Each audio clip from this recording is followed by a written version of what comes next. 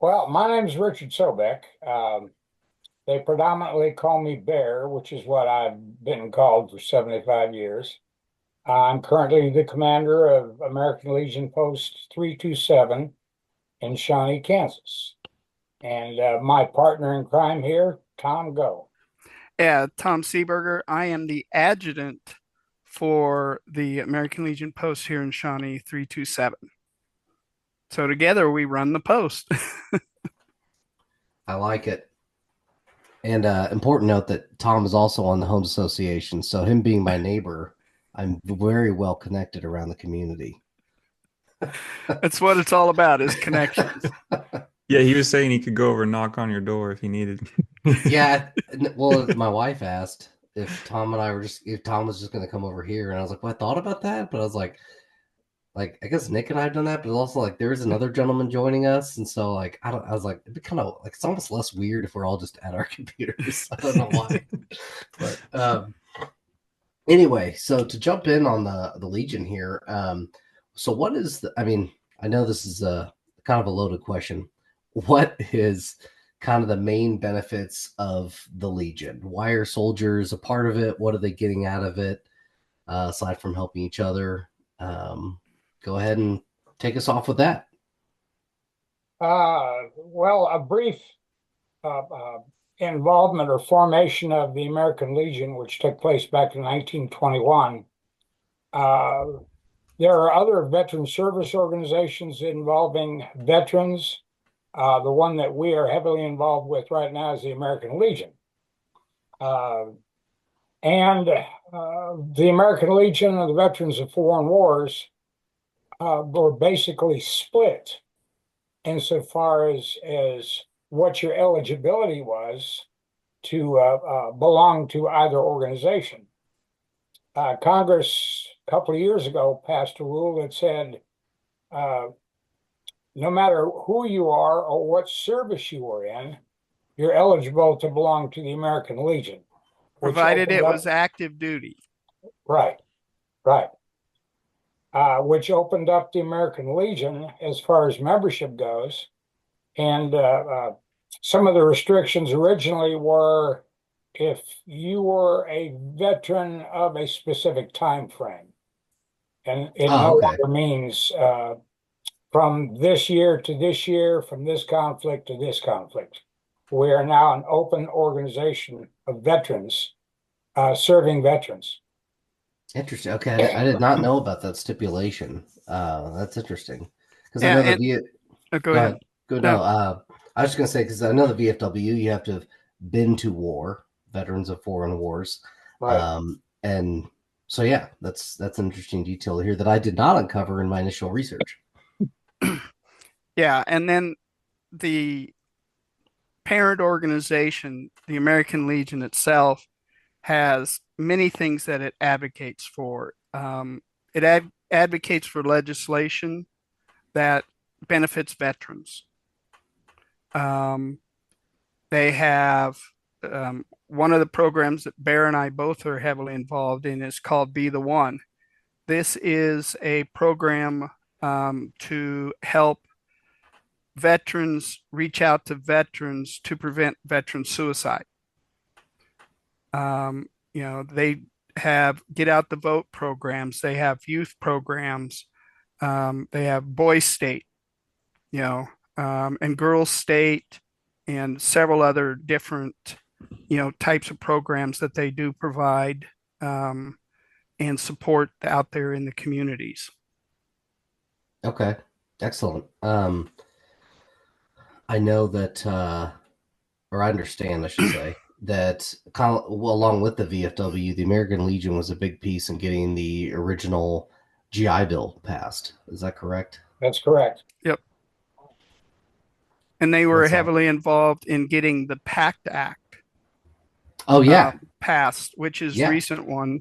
I'm a Gulf War vet, and I'm know that you are too, Sam. So those burn pits and stuff. That is a really current act that's passed where you don't have to prove your disease was caused by that. If you Mhm. were there and you can prove you were there, then the whole gamut of diseases and stuff that were in the PACT Act, they will accept it. Yes, yeah, it's awesome. We've got, granted, a while back, we have an episode on the PACT Act for anyone wanting to know more, but that's a very good overview of the legislature. And it was really great legislature because, like Tom said, I mean, just some of it's common sense. You know, you're not exposed to a lot of burn pits in the United States, but a place like Afghanistan is one of the most polluted countries in the world. And so for them to deny claim of breathing issues when you've been to Afghanistan for 9 months or more is kind of insane. So, um, yeah, that's great. So far as people getting connected with the American Legion, what are some of the best ways? I mean, I'm assuming there's a website, probably people you can email, reach out to, show up. What are the best ways? There's legion.org, which is the national. And just to put in a plug, because we are here from Shawnee and we're both from our post, it's 327.legionpost.us. Okay. And on it, it talks about our posts. Specifically, it talks about how getting into contact with us and stuff. And then one thing that the state of Kansas has is a veterans service office at the state level. Okay. Well, Good deal. and another thing too is when, for instance, the Be the One program, uh, as Tom pointed out, it's a special program that the American Legion has set up throughout the country, and then in each state, in each district, our post is in District 2. I'm an executive committee member for District 2. But our emphasis right now is the Be the One program. And it's a matter of talking to people. Are you a veteran? And if you're a veteran, do you belong someplace? Do you have a veteran family someplace that you can reach out to? Uh, uh, we we have our Facebook that we try to set in front of everybody. If you want to get a hold of us, I carry a card that says, "All right, here's my personal phone number, here's my personal email, and here's what we're doing. Get a hold of us." Um, Honor Squad. I have people that have known me for a long time. I've been associated with not only the American Legion, but I'm a life member of the Veterans of Foreign Wars. And so I have a lot of people that have known me that have family members that are veterans. They get a hold of me saying, is there something we can do to help? And what you have to do is you have to make sure that they understand what you're there for. We have an oath that we take at the American Legion, and Tom can say it better than I can. Yeah, it starts out that for God and country, we associate ourselves for the following purpose: to uphold and defend the Constitution of the United States of America, to maintain law and order, to foster and perpetuate a 100% Americanism, to preserve the memories and incidents of our association in the Great Wars, to inculcate a sense of individual obligations to the community, state, and nation, to combat the autocracies in both the classes and the masses, to make right the master of might, to promote peace and goodwill on earth, to safeguard and transmit to posterity the principles of justice, freedom, and democracy, to consecrate and sanctify our comradeship and our devotion to our mutual helpfulness. And I don't want to step on you, Tom, but it no longer is the Great Wars.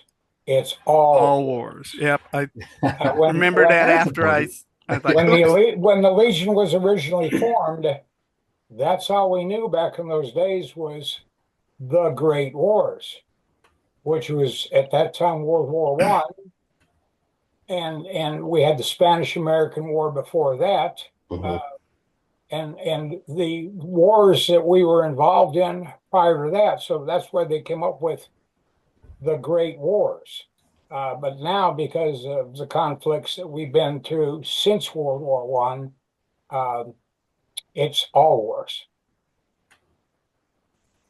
And I might point out that not all American Legion members have been in war per se, but they've been associated with wars because of the jobs that they did here at home. Mhm. If it wasn't for those individuals, some of us that were in strange places wouldn't be here at home. Yeah, I think that's something that gets underlooked by usually the people in those positions themselves, not so much other people. But they kind of lack the. I don't know if it's a leadership didn't motivate them or just no one thought of it. But when people have, they don't go overseas, but they don't understand that their job is still integral to people who are overseas, and that's a good thing to highlight that, I think. Well, it's like Rosie the Riveter. And we're getting more women on that note in the American Legion. We're getting more women on that note in the Veterans of Foreign Wars. But if you go back to when the women first started stepping up, it had nothing to do with leadership involving them. It had to do with them being involved because they had husbands and sons in places that needed the help. And so the women jumped up and helped out. We had grandfathers and fathers and sons in places where men jumped up to help out. You Mhm. know, if we didn't have the men running the ships, a whole lot of people would have never gotten there. If we didn't have men running the planes, Mhm. we would have never had supplies. We would have never had the things that we needed in foreign countries. Yeah. What Bear, what brought you to the Legion at first? Was this something you went straight Yeah. into? You got about 2 seconds? No. At the time I joined the American Legion, I was the commander of my VFW post down in Paola, Kansas. And a very dear friend of mine who was an officer at the American Legion post across the street from the VFW came in one day and he says, "There, you belong to the Legion, right?" I says, "No." He says, "Why?" I said, "Because I've never really thought about it. I've been the commander. I've been the commander here at this post for 3 years, and I just haven't had a lot of time because I've been devoted here to the post." So Carl, God love you, Carl, he's passed, looked at me and he says, "All right, you need to come across the street, join the American Legion." I said, "That's fine, and you need to stand right here and join the Veterans of Foreign Wars." So he filled out that form. I went across the street and filled out that form. And let's see, what is it, 22 years later? I've been in the American Legion now between Paola and now Shawnee. And of course, I wouldn't trade Shawnee for anything, especially when I got people like Tom keeping me mellow and keeping me from not doing something stupid as the commander. But that's how I got into the Legion. Okay. And Tom, what brought you in? When I returned from Desert Shield, Desert Storm, the community where I grew up in Nebraska actually paid for the first year of membership for VFW, for the Hmm. local VFW post. So after I was there, um, I started hearing things about the Legion also, and then I joined them a couple years after that. Okay. Good deal. Um, so what are how about any success stories? Maybe from people calling in that were thinking about committing suicide, or just other things you guys have been able to accomplish as a group that help the community out. I wouldn't say specifically the suicide is probably the biggest thing that we get visualized. It's, as Bear talked about earlier, it's our honor squad. Mhm. We go out, we average 2 or 3 funerals a week where our honor squad goes out and provides the gun salute for those veterans. And I can't think of one funeral yet where we've gone and a family member has not come up in tears, expressing their appreciation for us getting out there. Rain, sun, heat, cold. We go out there and do it because it's our honors to do that for those veterans. And to me, I think that's one of the biggest success stories for the American Legion is, to be there for that veteran, as he's going to his final resting place. Yeah.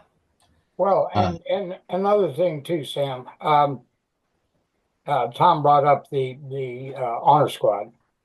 Uh, Out of the honor squad, our name is given, uh, which means we get phone calls from senior centers to come and do honors for them. We get phone calls from schools to come do honor programs for them, especially on special days. Memorial and Veterans Day ceremonies that we hold, that people actually see that and they come up and talk to you. And maybe one of them's a veteran that says, well, how can I join? Where do I go? What's your address? And those are the things provided by an American Legion post that is dedicated to giving to the community. That's part of our nature is, yes, we give to ourselves as veterans, but we give to the community. One of the major problems that I've always lived with and have heard is that belonging to an American Legion, why should I go there? It's just a bunch of old farts sitting around getting drunk and talking about war. that's what I like about it. Excuse you. No.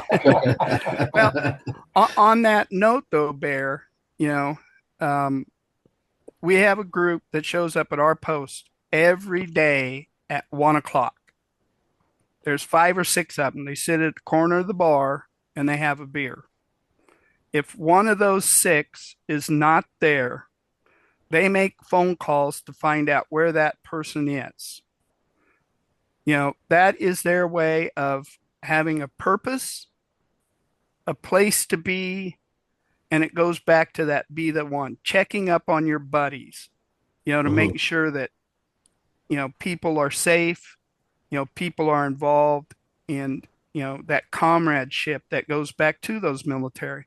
And these 6 guys are not all the same service either. And they rib each other, occasionally, about, oh, you're just Navy or whatever. But, that's kind of the, a nice way to sum up, kind of, what's the purpose? Yeah. And we don't sit around and talk war. Oh, yeah. That was then. What's today? Yeah, most of us know at some point where each one of us has been and during a particular time. But we don't have enough time to sit around watching war. Let's talk about cartoons, or let's talk about, we had a big discussion the other day about Francis the Talking Mule. And somebody says, do you know who that was? I said, yeah. I says, that was Chill Wills doing the voice and Donald O'Connor playing his counterpart. And they looked at me and says, you're too old to know that stuff. I says, that's why I'm old. I'm still here. Yeah, I think that both of what you guys just said hit on one of the things that Nick and I have talked about with other people on the show before about, people get accustomed in the military to being in a certain place at a certain time, and they're going to see these same faces. Granted, sometimes you change units, things like that, but in general, you're basically being forced to interact with these other people. Well, when that force goes away, that can be one of the most detrimental parts of being a veteran. That's the scariest or the most dangerous. So when you do find that camaraderie and that obligation to be somewhere and see these other people, and then you get to carry on as you would as if you were showing up to first formation. I think that's a part of a lot of groups that we've interviewed or seen that I'm noticing is very important. And it kind of goes along with another thing Nick and I've talked about that also covers some veteran groups, where kind of like the reason the most successful I want to say one of the most successful programs to help people quit addiction is the anonymous programs, like Alcohol Anonymous, Gamblers Anonymous. And they're so successful because it's a group of people that are all going through similar things, and maybe at different times, and they're able to help each other. And it's the same thing with these veteran groups, is it gives veterans a chance to, because people want to open up to people that have some idea of what their struggles are.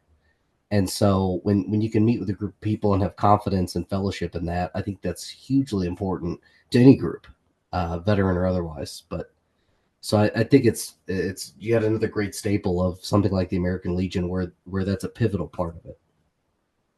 Yeah. And that's kind of why I've always been pestering you, hey, you ever thought about the Legion? Or, hey, you ever thought about this?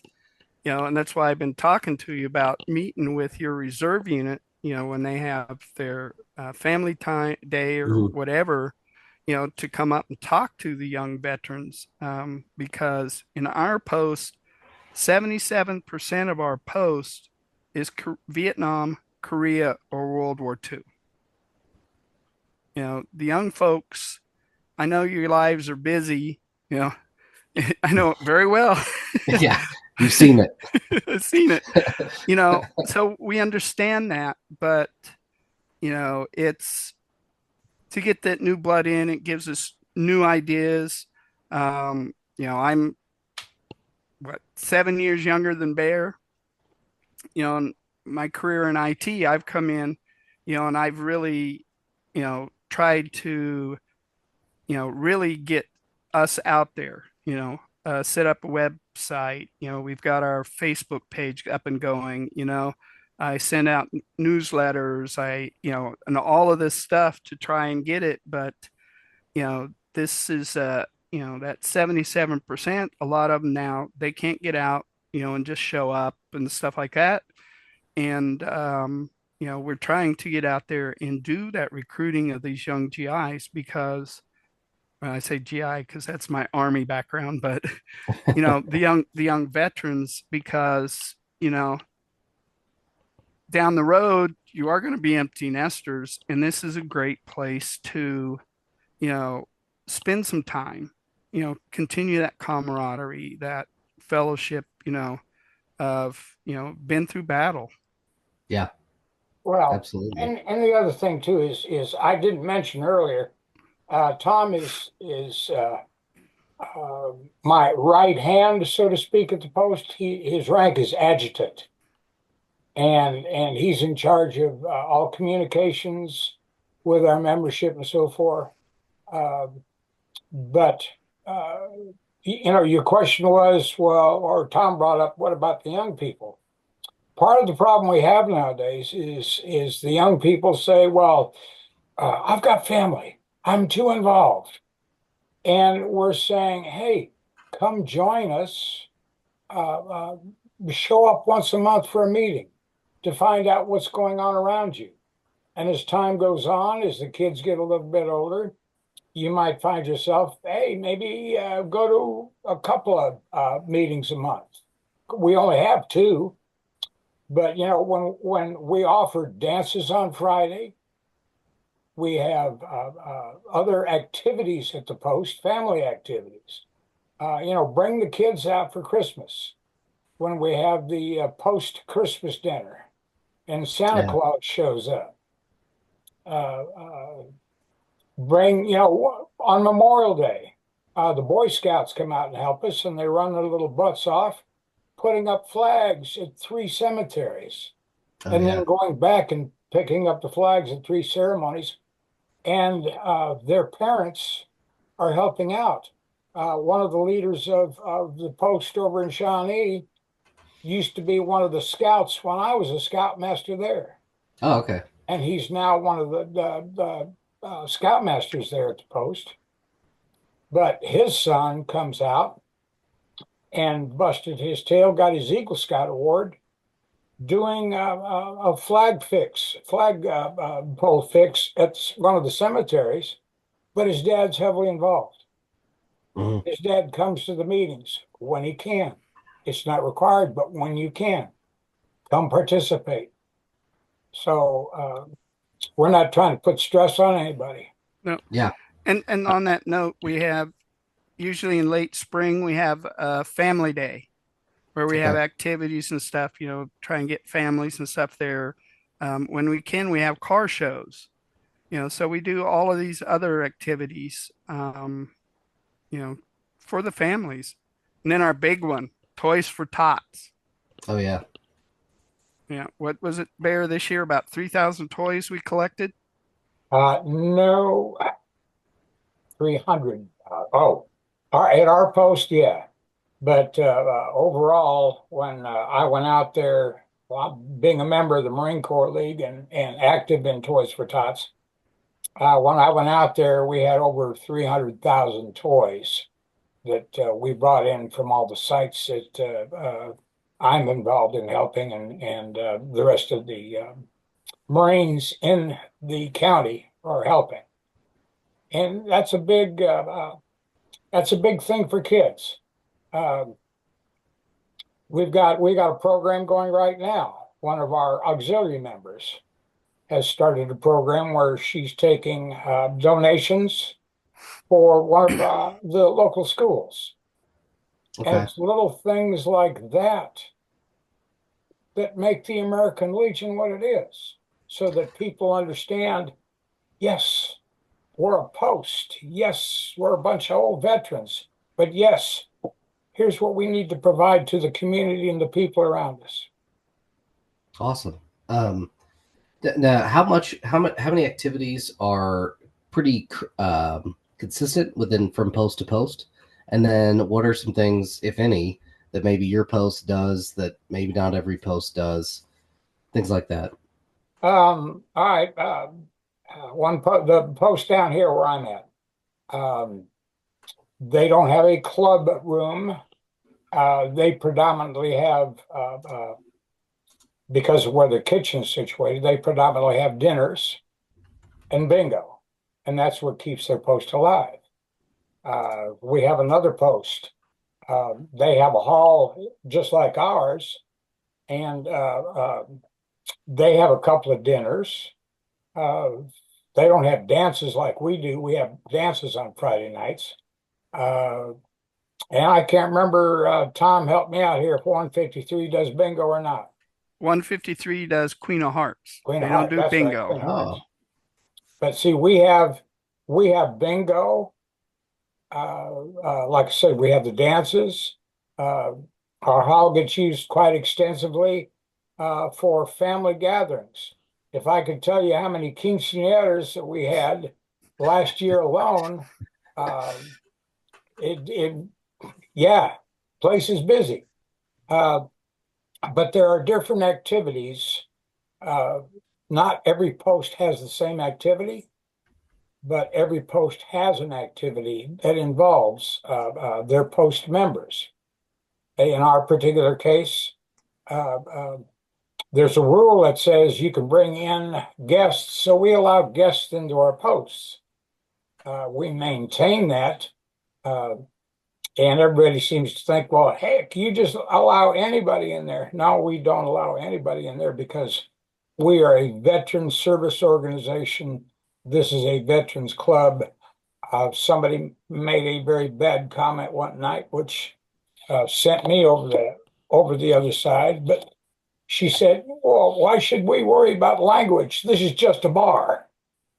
We are not just a bar. mhm. Overland Park is not just a bar. It's a veteran service organization. Gardner, Olathe, every other American Legion post just around here in District 2. They're not bars, they're veteran service organizations. We do have a club where we can all get together, enjoy a cocktail or a cup of coffee, sit around, joke with each other, and do things for the public. Yeah. Well, I was gonna. oh, go ahead, Nick. Yeah, Jump over. I was gonna ask too, just if we could go over kind of, so if somebody was looking to try to join anywhere in the U.S., join a American Legion, for that, veteran community, start building, could we talk a little bit about like how to kind of become a member, and then like how would you start learning about like the first meetings, and that kind If of start getting involved? if you know a veteran, ask that veteran, are you in the American Legion? Are you in the Veterans of Foreign Wars? How can I belong?